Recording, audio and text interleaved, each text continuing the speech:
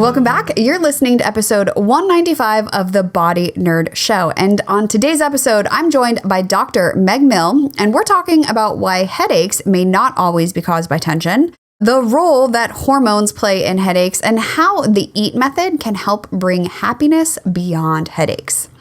So I've suffered from tension headaches for many years, and I'm super grateful that I no longer do because I know firsthand how much they suck. Headaches are awful. And while addressing neck position and upper back weakness will absolutely help, and that's what I did to get out of that tension headache cycle, I've also worked with clients where the fix wasn't that easy. That even when they did all of the things and worked on all of the upper back tension and all of the upper trapezius tension, they're still struggling with headaches. So when I got an email from today's guest, I was super intrigued. And I get this, and I've said this before, your body is an interconnected system of systems. It's literally all connected. And when any one system is out of balance, it's felt elsewhere. And yeah, sometimes it is a structural or a movement fix, but I'm also not naive enough to think that it always will be. Which is why I'm so grateful to be joined today by functional medicine practitioner, doctor of pharmacy, and mom of three, Dr. Meg Mill. Her online practice is focused on helping people end headaches and migraines, balance their hormones, heal the gut, reduce inflammation, increase energy, reduce anxiety, and restore their immune systems. And I know that that sounds like a very big, lofty goal, but when you start to hear her talk about simple things that you can do right now to make some change, you're going to be nodding along and understand how you can do that too. She graduated with a PharmD from Duquesne University and continued a residency at the University of Maryland School of Pharmacy in ambulatory care. But after almost 2 decades in conventional medicine and watching people just survive rather than thrive in our current system here in the United States, she wanted to find another way, which led her to functional medicine. Now, when it comes to the guests that I bring on the show, I'm always looking for other body nerds who are not just leaders in their field, but also want to empower you to take control of your life. Not to be a crutch, but rather to be a partner on your journey to enjoying your most fulfilled life. So that is absolutely Dr. Meg Mill. We get into a lot of stuff, but I know that you're going to walk away from today's conversation with actionable things that you can put into play. So enjoy my conversation today with Dr. Meg Mill. Well, Meg, thanks so much for taking the time to hang out with us today. And I want to start where I start with everyone, which is, what do you like to get nerdy about? Well, I like to get nerdy about like the functions of the body. I know it sounds like all of the enzymes and things that are going on in our body make such a big difference. We see the big picture, but I love to like dive into data and really discover all of the imbalances that are going on within. So they're a little nerdy. I can get like really detailed in some of those things. I won't bore you though today. Oh, no. You're with your people. I was like, oh my gosh, this sounds so amazing. I love it. Yes, we love to get really into all the things. Because also too, like when you understand more of like what's actually happening beneath the surface, then your next best step can make more sense for you as opposed to just like pulling random advice off the internet, you know? Yes. I mean, really like gut microbiome can get really nerdy because you can look at all of these different bacteria in your gut and then like how they interact with each other. Even some things are like histamine producing where you're thinking of histamines in all these other ways. But if you don't even treat that bacteria, sometimes it can be coming there, or like even your estrogen could be metabolized back into or like released back into your body from different bacteria. So it can get nerdy and fun in that way. Oh my gosh. Yes. Okay. Well, I know we're going to talk about headaches, but I have all these personal questions I want to ask you too. I mean, that is so fascinating too, to consider as well the impact that the things you put into your body have an impact on what's happening inside your body. I know I got off of hormonal birth control at the start of 2020, just for funsies, you know, like there's a pandemic, whatever, let's just like have another stressor, could be fun. And that's when I really started paying attention to how not only the things that you put in your body, but also the stressors you then put on your body, from exercise to lack of sleep to all of those things, and the impact that it has on your hormones. And I think so many people don't realize how closely connected your hormones are to all of those other things. Exactly. I mean, really, when you're saying the stressors on our body, so we have our hormonal axis is called the HPATG axis. So we have the hypothalamus, the pituitary, the adrenals, the thyroid, and the gonads. So the gonads are the sex hormones like estrogen, progesterone, testosterone.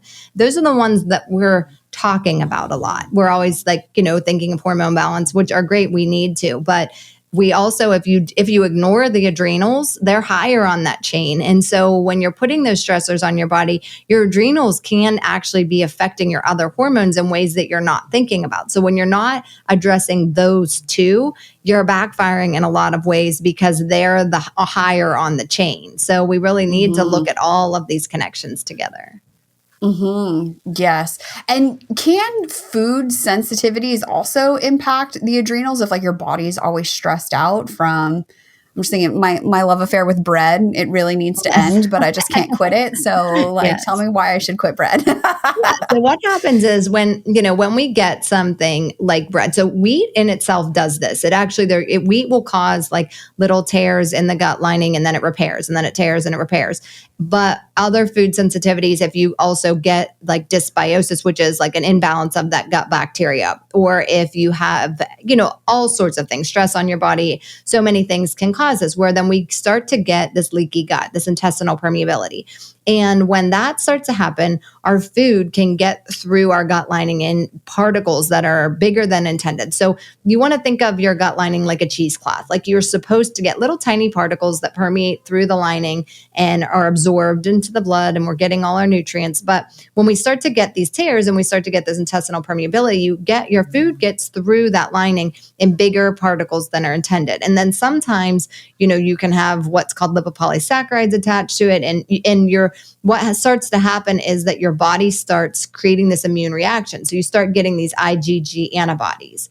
And when you start getting the IgG antibodies, you start getting things like your immune system's activated. You can start getting inflammation. So that's where your food, even foods that are healthy, I do these food sensitivity tests, and it's amazing. Like sometimes people come in with like turmeric, cinnamon, bananas, pineapple, things that you think are good for you, they are good for you, but your body might be reacting to them right now. So what we need to do is pull those out. The half-life of those antibodies are 23 days. So when we pull them out for 90 days around, we're thinking like, okay, after 23 days, half of them will be gone. Another 23 days, another half. And so when we look at it and we pull them out for 90 days, generally we can start to clear those antibodies, and then you can start to add your foods back in one at a time. So what you would do is add that bread back in, add it in for 2 days, say like, okay, am I having the same type of reaction? Like, am I having a headache? Am I having like bloating? Am I having a rash, eczema, anything? And then if you are, you pull it out for another 4 weeks. If you're not, you just reintroduce. So the other thing I want to mention is I do think there's a lot of confusion between a food sensitivity and a food allergy. So people will say, well, I'm not allergic to that. But a food allergy is an IgE antibody, not an IgG antibody. So allergies are when you have hives, when you have shortness of breath, when you truly cannot tolerate that food, even in cross-contamination, and you need an EpiPen, you need to avoid it. Whereas sensitivity is actually a different reaction, and they're transient. So they're not lifelong. You can actually clear them. So that's why pulling them out, getting those antibodies to go away, healing the gut lining can all be so impactful to actually help you to tolerate that food again. Yes. Okay. That's good to know, because there's some things I really like that I mean, also like I've done other, protocol, like let's take out a lot of the common sensitivity types of foods and then put them back in and see what happens. And that's how I discovered that legumes are not my friends and I should avoid them at all costs. So, but like bread, I'm telling you, we're in the holidays right now as we're recording, and I just had so much stuffing. I could become stuffing and then felt like garbage. Like literally I was like, I'm having joint pain. This is probably not good for me. But I think sometimes like, and maybe for you as well, like, I'm a very sensitive person. I'm like tuned into all of that. But I think if you're not like always thinking about movement and always thinking about your body, some of these other cues you might be getting might be more subtle and easier potentially to like overlook, Yeah, you're not associating the joint pain with the wheat, with the gluten, because you're thinking that if you had an issue with that, you'd have stomach pain, you'd have things like that.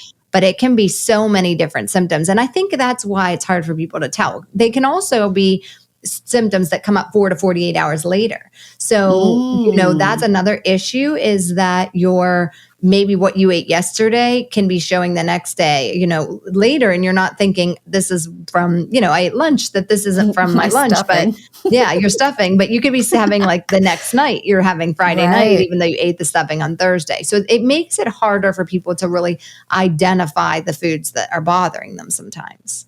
Yeah, that's such a great point. And then what about with headaches specifically? Like, what role does food choices, gut permeability, and even hormones, like how do those all fit together when it comes to headaches? And the reason why I asked too is because, I've talked on here about like the structural part of headaches and how the soft tissues are involved and addressing that. And I have worked with clients as well. We've ticked all of those boxes and they're still not finding any relief. So how do all of those things fit together? Yeah, that's sort of the web of the things that we work on. So what we start, what you want to start doing, so we talked about food sensitivities. Those are unique to each person. So that's something that, you can look at, you can get tested, you can try to pull some of the ones like you're saying, you kind of have an idea that you might be bothering you. There's also another bucket when it comes to headaches with food that we know are more likely to trigger headaches. So these are foods like histamine containing foods, which are like things like fermented foods are generally kind of where you can start thinking, but also things like avocado, banana, some things that you wouldn't even be thinking that have histamine. So we want to look at those foods. We want to look at tyramine containing foods. So you think of like aged and cured foods when you're thinking of tyramine containing foods. We're looking at salicylates. Those are often like citrusy foods. We have MSG, which is in prepared foods, packaged foods. We have aspartame, which is in diets. Even artificial colorings and flavorings can be, and even caffeine. Caffeine can actually be used to treat headaches, but it also can be in the rebound, can cause headaches. So those foods we know like data supporting that those foods can trigger headaches for people. Now, where it gets a little more confusing is that not all those foods are going to trigger for all people. And sometimes it's about threshold. So sometimes you can have one of those foods and you can like, let's say I'm going to use wine. It's just a good example because people will say, well, I can have a glass of wine and it's not the wine, because sometimes I get my migraine when I have wine and sometimes I'm fine. But it can be about a threshold. So it can be like how much you have. And then it can also be about what you have in combination. So if you're having some wine with some aged cheese, maybe that's put you over the threshold of you getting the headache. So we need to look at it within the food groups and then look at it within combinations and thresholds. So one of the things I have people start doing is actually just, if you print a blank calendar and you write it when you get your headache or your migraine, write down what you ate that day and the day before and just start looking for connections. Like start to say, is it, I've had, so many things come up. I mean, it could be lemons, it could be olives, it could be nuts, there's just so many things that start to come up for people, just even in that simple step when you're starting to see patterns develop. And I'm hoping, because you're saying all these like delicious sounding foods, that also based on what you said, that there's a way to bring these back potentially down the line without having that triggered headache. Is that correct? And I don't recommend you not eating any of these foods long term. So people will say like, oh, the migraine diet's so hard. There's, people have labeled that, but it's not real. It's more of a discovery. So it's more of discovering which foods, because like I said, not all of these foods are going to trigger all people, and they might not trigger you. And so we don't want to limit you. Really, I actually want you to have more food flexibility. So I want you to we want to investigate for a period of time what's bothering you. And then once we discover some of those things, then you can pinpoint those things, and then you have more flexibility in your overall diet. You're not afraid of what's going to trigger you because we've kind of more discovered some of those triggers. Yeah. Yeah. I mean, again, it's like the more knowledge you have, then the decisions you make are more well-informed and you can navigate a little bit more freely, like you're saying, rather than like, oh, shoot, let me avoid that. And like trying to hide from everything. Yeah. Such great points. But what about like hormones and headaches? Like what's the connection there? So the most often thing we see with hormones and headaches are either estrogen dominance or a rapid change in hormones. So if you're someone who's getting migraines right before your period every month, or when you're ovulating is another time that they often happen, then you want to cue into hormonal headaches. Now, that being said, there's not usually just one thing. It's usually like a combination of things that kind of create this. But sometimes people do have just one thing. It can be like, wow, that was the thing that was bothering me. So that's not always the case, but sometimes for hormones it is. And you want to really, like, if that's the case, you want to start focusing on hormones if you're getting it in this monthly pattern, which can be really common for many women. So what we need to do is we need to see if you're estrogen dominant, why you're estrogen dominant. So do you have too much estrogen? Do you have low levels of progesterone? Because we need to keep estrogen and progesterone in balance. So sometimes it's more about low progesterone even than high estrogen. Then we also need to look at how you're metabolizing your estrogen. So when we look at estrogen, we want to use it and then lose it. We want to have enough estrogen for the effects we need on our body, but we don't want it hanging around. And when we look at the metabolites, sometimes I see a common pattern that when we're processing it in the liver, sometimes it will process for people in these other metabolites that aren't cleared, and they're more proliferative, they're stronger. And so we end up with this strong estrogen dynamic, these symptoms, because we can't clear the estrogen. So once we really do the testing, then we can look and actually modulate the pathways in the way you need to be able to do to metabolize the estrogen and really create that balance. That's so interesting. Okay, so but then how do you help better metabolize estrogen though? Yeah. Well, it depends on what you have. It depends on individually how your body is, metabolizing it in the first place. But some things you can start doing is actually eating cruciferous vegetables. So things like broccoli, cauliflower, Brussels sprouts, those are things that help you metabolize estrogen. You also want to have things that have like B vitamins, magnesium, choline, or also there's different phases of estrogen metabolism. So, that can also help you with the phase 2 with methylation.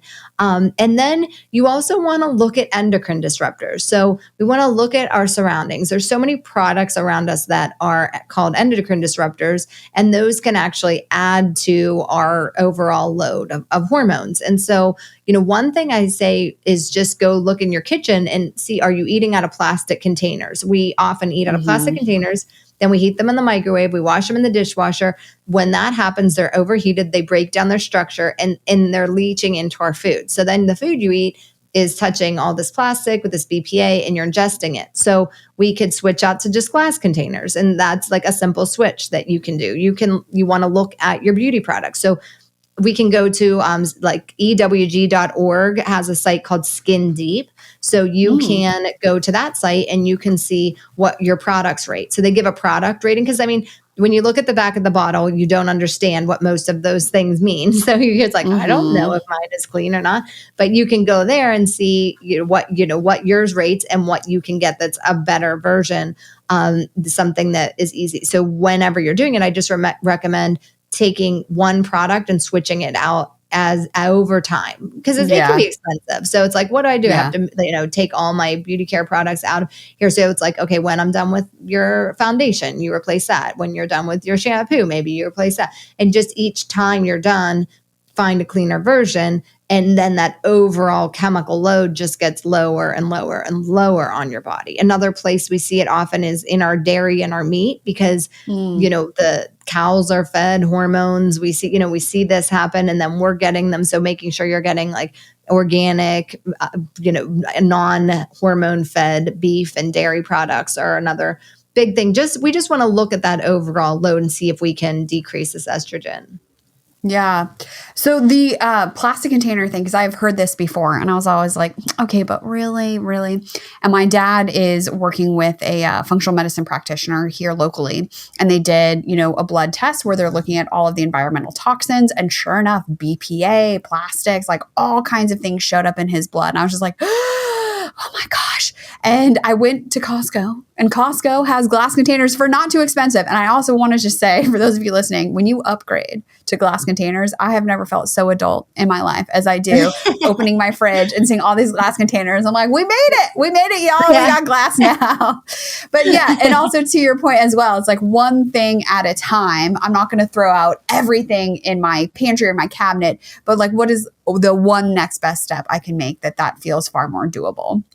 Yes. Yeah. So you don't have to feel overwhelmed, because I think that's the thing. When we open the toxic door, when we open the door to the endocrine disruptors, and we open it and we start seeing like all of these things, they're around us, whether we like it or not. We have what we call our exposome, is what's, around us and what we're exposed to. And the thing is, everybody's body's different. So you and I may be exposed to the same amount of toxins, but one of us may be metabolizing them fine and not really having any symptoms, and the other person could feel terrible because their genetics aren't set up to process them as well. So what we need to do is we want to limit what we're exposed to, and we want to maximize our ability to process them. And so we know they're there, whether we want to see them or not. But once we open that door, sometimes it feels like, okay, how do I even deal with this? It's everywhere. And you can't really shut your exposure off to everything. So it's just being smart about it and doing those things like you just did. Like, okay, I'm just going to go buy glass containers. I'm going to change my products when I can. I'm going to open my windows once a week and let the air run through my house so I can actually refresh the air and have clean air, and things like that are just kind of simple things that we can start to do that start to really make that change. Because it's really surprising. I mean, I think once you start making the changes, it's like, oh, wow, I actually do feel better. I can tell a difference here. Yeah, that's so helpful. Keep it simple, y'all. We don't need to go crazy. Yeah.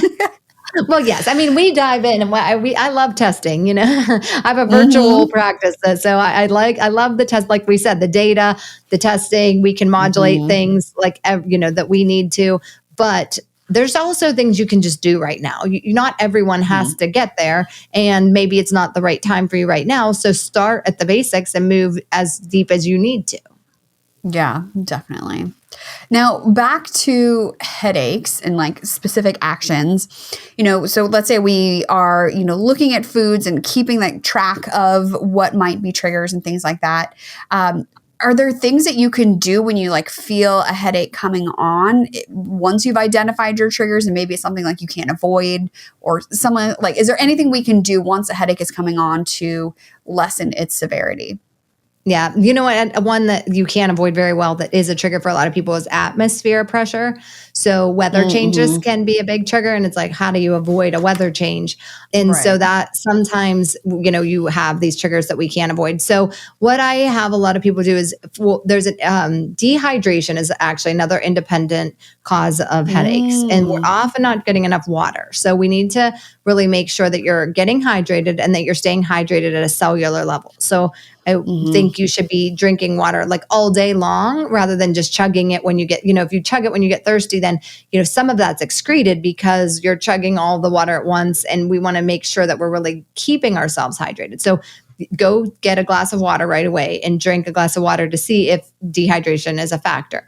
And then often people have success with peppermint and like lavender essential oils, rubbing those on your temples, because those actually can be very helpful. So if you have essential oils, potentially like rub them on the temples, put a cool cloth on your across your forehead, and even taking something like a curcumin, which is an anti-inflammatory, a natural anti-inflammatory, so that you can actually start, that can be helpful for some of the pain too. Because, once the idea is that we're doing these things so that we don't get them as much, but sometimes they do happen.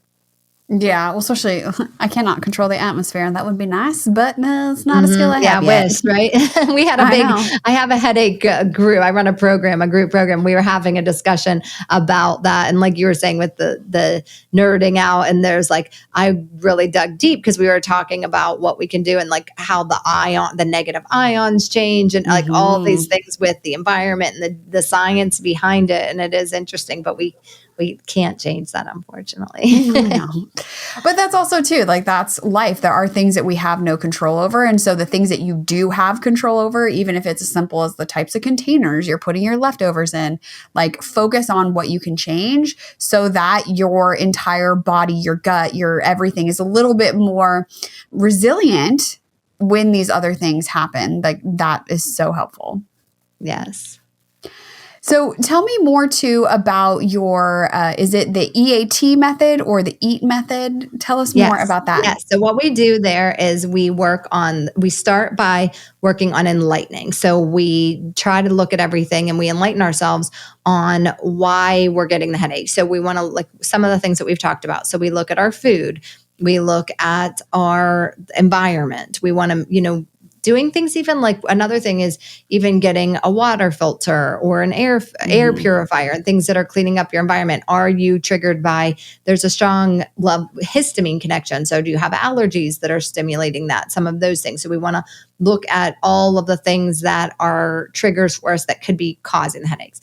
So then the next part we do is work on align. So in the align section, we work on hormone balance. We also work on resetting our circadian rhythm. We want to make sure that we are sleeping well, because sleep's another independent risk factor of getting a headache or migraine. Yep. So that we're getting good quality sleep and making sure that we have our rhythm set right. And we also want to look, another thing that's a big one is stress. And so we want to look at cortisol levels and how our stress is affecting, because I call this sometimes the chain of pain, because we think of stress, your work, you would see this a lot too. So we think of our stress as our to-do list, which, I mean, we all have a lot of stress, but stress is also biological. And so we want to look at that because pain is also a stressor. And so when you're in this pain from the headache, you're actually getting more stress. And so we want to really break that chain of pain. And so we need to do things that are bringing your body back into the parasympathetic nervous system. And we could do that through, so many different things. But one thing I like to have people just start doing is breath work, because you can really, if you practice, you can use your breath to bring yourself back into that parasympathetic nervous system. The problem is when you're already stressed out or you're already, in this pain, it's hard to do at the moment. So you have to do the practice in order to kind of build those muscles to be able to do it in the moment. So some things like that, or just anything, meditation, walking in nature, any gratitude journaling, anything that really resonates with you that helps you bring your body back into that parasympathetic can be really powerful.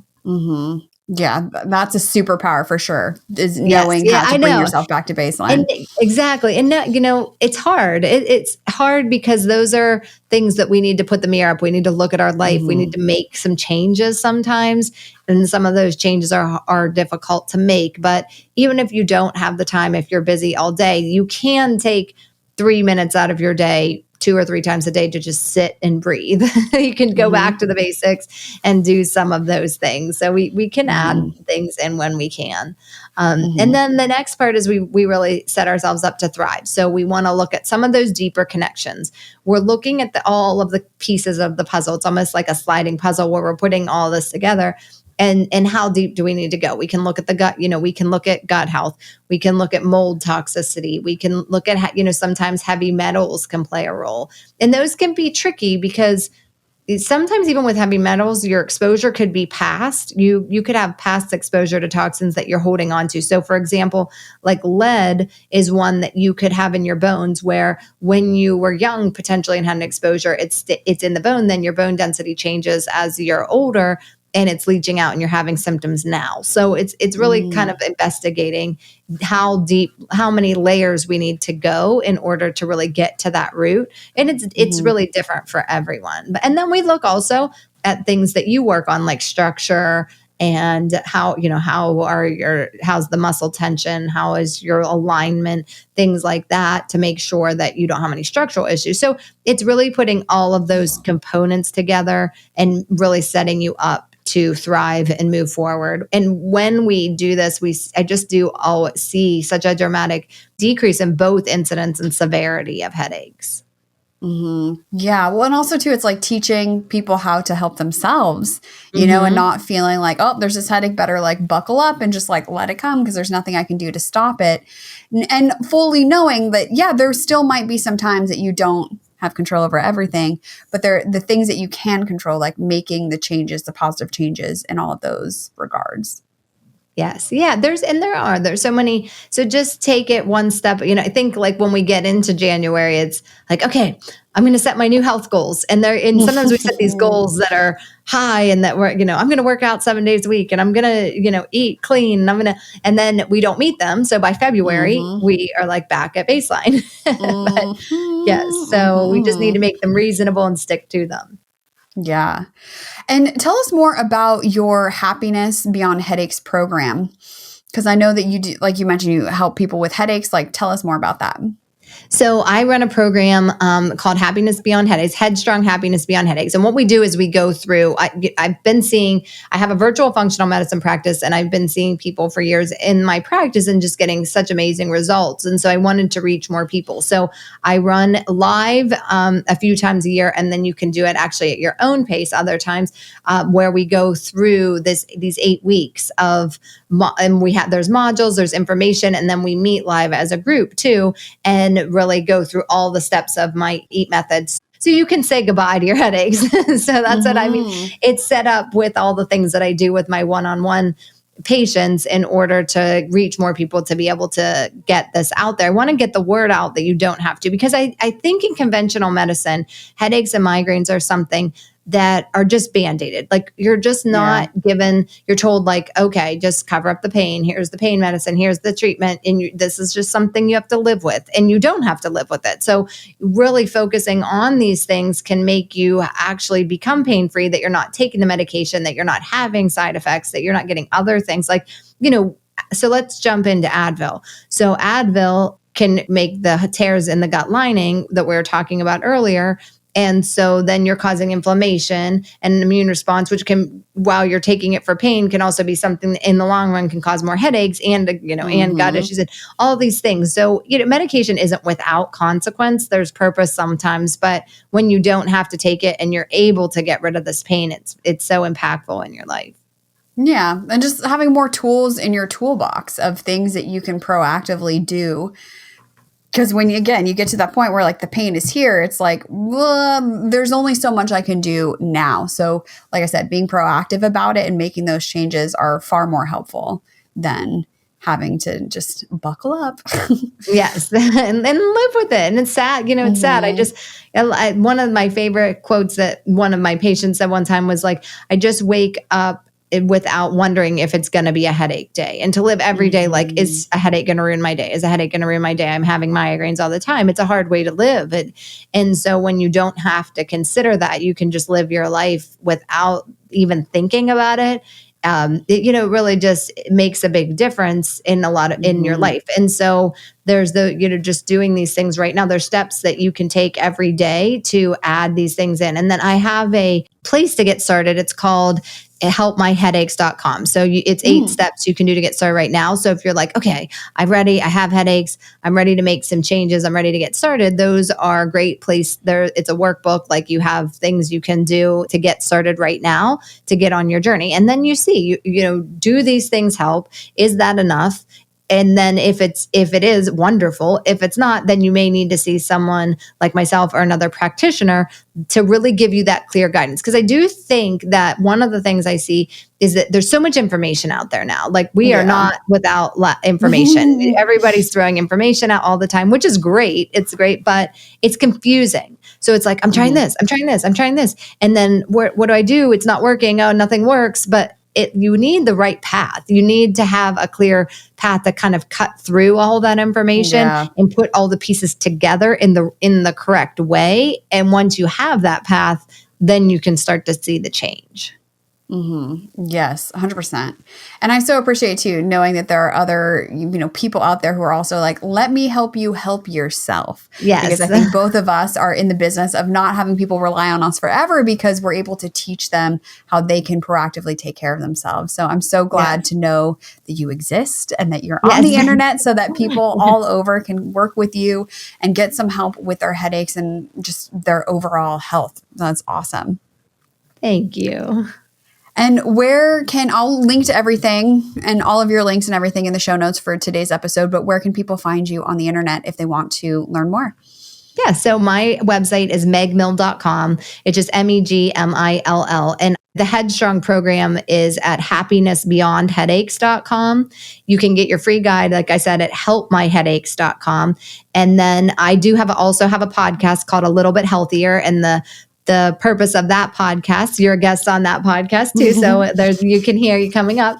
And the purpose of that is just like exactly what we're talking about. Things you can do every day in your life to be a little bit healthier, because there's so many things. So, and then I'm over on Instagram at Dr. Meg Mill. It's just DrMegmill. Okay, awesome. Well, I'm really looking forward to everyone taking advantage of the resources that you have and helping to heal their headaches and just enjoying life without pain, because again, sometimes it's not structural. So thank you so much for sharing your wisdom with us, and thanks for hanging out. Thanks for having me. Now, did I tell you that Dr. Meg was going to be the most amazing body nerd and that you were going to just be as obsessed with her as I am? I hope you enjoyed our conversation, and I hope that you have a lot of actionable nuggets that you can take forward with you today to getting to a place where you are really feeling better, both from a movement standpoint, but also in your entire body. So everything that Dr. Meg shared in today's episode is in the show notes over at aewellness.com/podcast. So know that you can get everything over there. And definitely send her a DM and let her know what you thought about today's episode, or if you have any more questions. So I would love to hear from you what your biggest takeaway was from today's episode. What's that one thing that you are going to start to do in your day-to-day to make some changes and really get out of that headache cycle? So take a screenshot. You can tag me on Instagram. I'm at Hala Formala. You can find me on TikTok at aewellness, or you can call the Body Nerd hotline at 818-396-6501 and leave any of your questions there. And before I go, don't forget that show notes, fun links, free downloads, all things podcast related live over at aewellness.com/podcast.